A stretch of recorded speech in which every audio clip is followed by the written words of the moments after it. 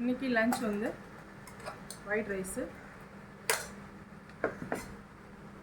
வந்து கீரை குழம்பு, அதுக்கப்புறம் வந்து ஒயிட் ரைஸு, மாங்காய் முருங்கைக்காய் சாம்பார்.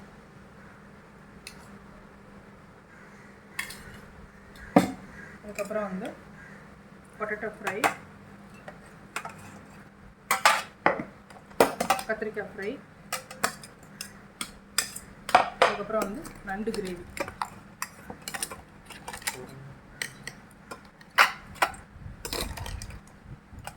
ஒயிட் ரைஸு, கீரை, white rice, sambar, potato fry, கத்திரிக்காய் ஃப்ரை, நண்டு கிரேவி.